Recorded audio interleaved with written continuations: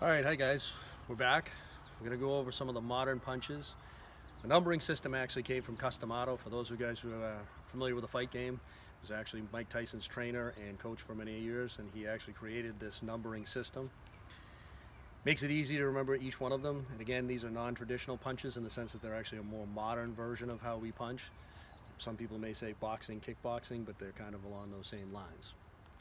All of your odd numbered punches are going to be off of your lead leg.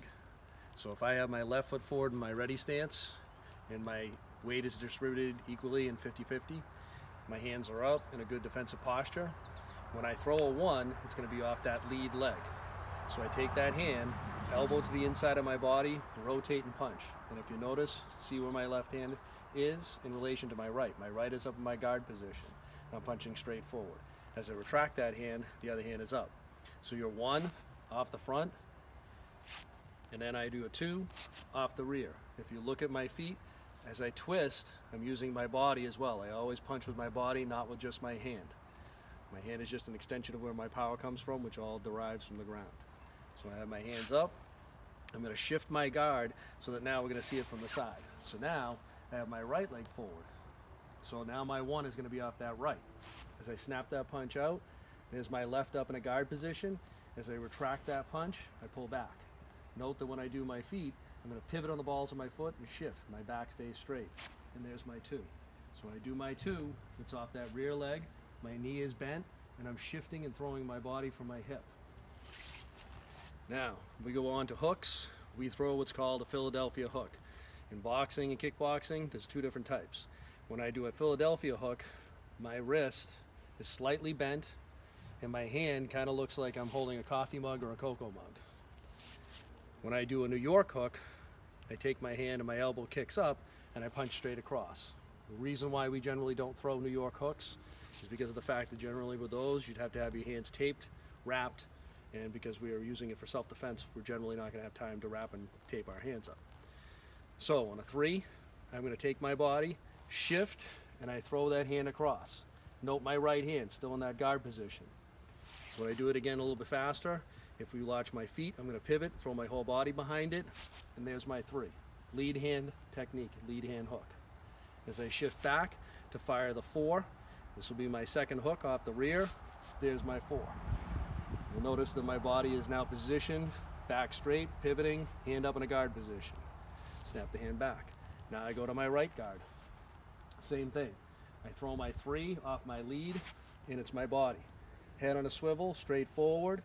Now pull back, left hand becomes the four, right hand up in a guard position, and if you note the position of my elbow, you think about punching over the top of a table. My elbow doesn't dip over, under, or otherwise.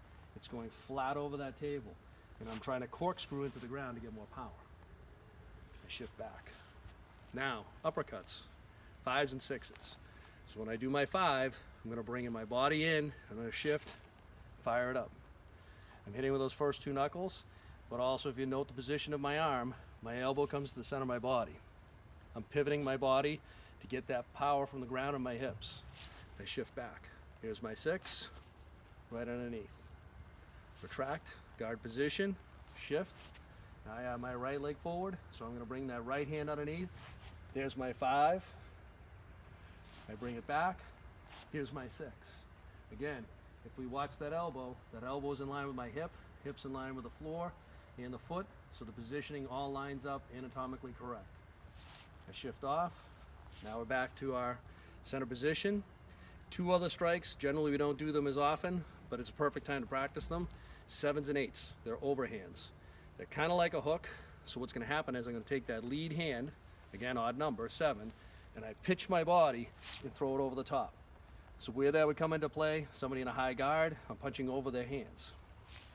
From here, I'm going to shift, turn my hip over the top, and fire that right, and come back.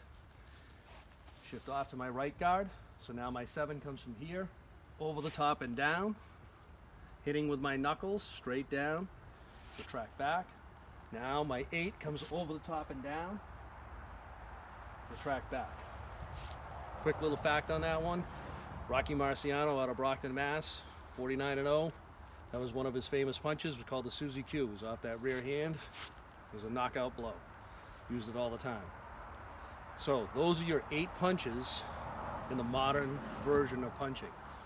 Like I said before, the number system is generally attributed to Custom-Auto, but it's just an easy way to remember it versus some of our traditional punches. When we start talking about lunge punch, reverse punch, palm heel strikes, these will be your combinations.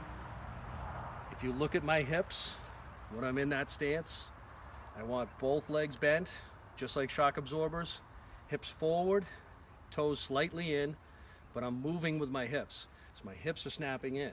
So when I fire that punch, it's not just my arm. I'm throwing my whole body. If I were just to throw my hand, there's no hip motion. I want to pivot, snap. Pivot, snap, and drive. All right. Well, that concludes our modern punching, just basics. We'll follow up with some other ones. We're going to go into some other strikes and how we derive power from the ground. But I hope this is helpful for everybody to have some accurate portrayals of how we actually do and execute these moves.